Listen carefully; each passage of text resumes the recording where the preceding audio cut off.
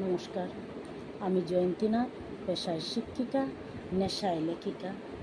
আজ মানবিকতার পাঠশালায় সবাইকে জানাই সাদর আমন্ত্রণ।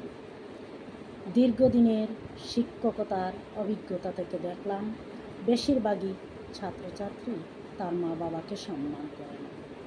শিক্ষিত হওয়া যায়, কিন্তু তার চেয়ে জরুরি ভালো মানুষ হওয়া। ভালো মানুষ হতে গেলে সর্বাগ্রে নিজের মা বাবাকে সম্মান করতে হবে। সাক্ষাৎ ভগবান মা বাবাকে রেখে ঈশ্বর খুঁজে পাওয়া যায় না।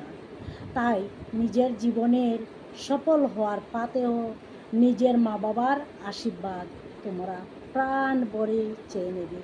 মা বাবাকে শ্রদ্ধা করবে, ইহাই আমার অনুরোধ। আর যদি এই ধরনের কথা আরও শুনতে আগ্রহী থাকো, তবে আমার চ্যানেলটি সাবস্ক্রাইব করবে। নমস্কার, আমি জয়ন্তীনাথ, পেশায় শিক্ষিকা, নেশায় লেখিকা।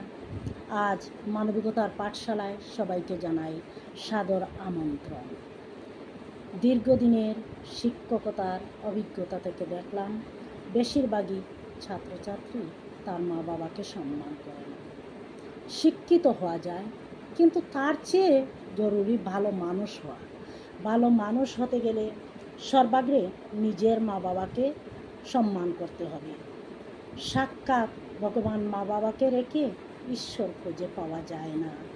তাই নিজের জীবনের সফল হওয়ার পাতেও নিজের মা বাবার আশীর্বাদ তোমরা প্রাণ ভরে চেয়ে নেবে।